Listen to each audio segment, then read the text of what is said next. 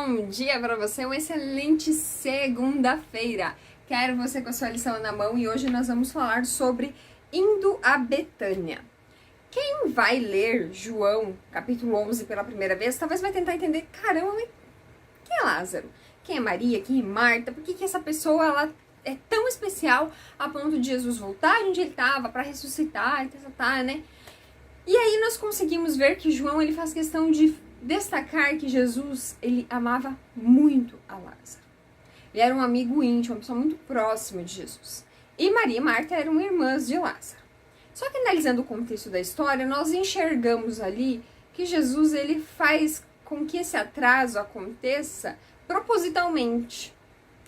E isso, além dessa questão dele se atrasar propositalmente e o percurso da viagem, faz com que ele chegue lá 4 dias depois da morte de Lázaro. O que, obviamente, o corpo de Lázaro já estava fedendo, já estava em decomposição, todas essas coisas que a gente sabe que acontecem logo após a morte.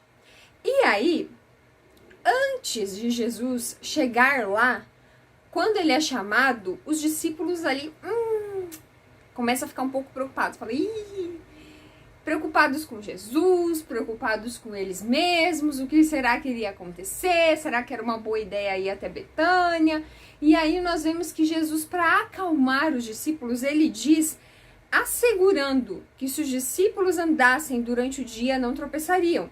Mas isso não queria dizer que a vida seria livre de provações, mas que os discípulos seriam capacitados a completar a jornada. Nós entendemos que isso não é só para os discípulos, mas para nós também. Nós vamos enfrentar inúmeras pedras no nosso caminho. Algumas pequenas, que são aquelas que entram no sapato e vão enchendo o saco, sabe? Que você vai andando, aquela pedra incomodando, você tem que tirar o tênis, bater, jogar pedrinha fora. Tem essas pedrinhas assim que são incomodativas. Mas também vamos encontrar pedras grandes, onde nós teremos que ultrapassá-las. Porque a Bíblia nos assegura que aceitar a Cristo não nos livra das pedras no caminho. Não nos livra dos buracos, dos percalços, das coisas ruins. Mas nós temos a certeza que nós temos um suporte. Nós temos um guia, nós temos um socorro, que é Jesus Cristo. Então, ao entrarmos nessas trilhas tortuosas da vida, nós podemos ter absoluta certeza de que sim, vai ser difícil. Mas nós não estamos sozinhos. Assim como os discípulos também não estavam. Continuando aqui na nossa história, Jesus ele diz ali para os discípulos que ele ia até Betânia e ia despertar Lázaro do sono. Aí os discípulos acharam o quê? Lázaro está dormindo. Aí Jesus faz questão de deixar claro, não, ele está morto. Eu estou indo lá para ressuscitar ele. E aí faz com que a gente entenda a concepção do céu em relação à morte. É muito claro. O céu entende que a morte é um sono. Por quê? Porque tem um tempo, uma validade. Assim como você vai deitar, por exemplo, 10 horas da noite e acorda 6, 7 horas da manhã, a morte também tem um tempo estipulado, que é quando Jesus voltar, é a volta de Jesus.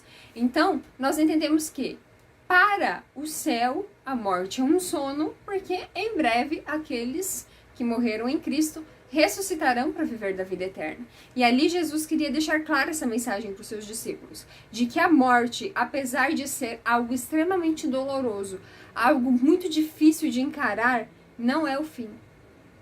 O nosso fim não é a morte.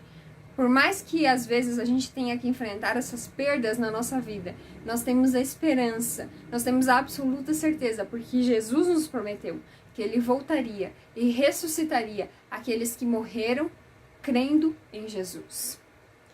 Jesus explicou claramente para os discípulos e ao fazer isso ele apontou para o desfecho da história, que seria a ressurreição de Lázaro.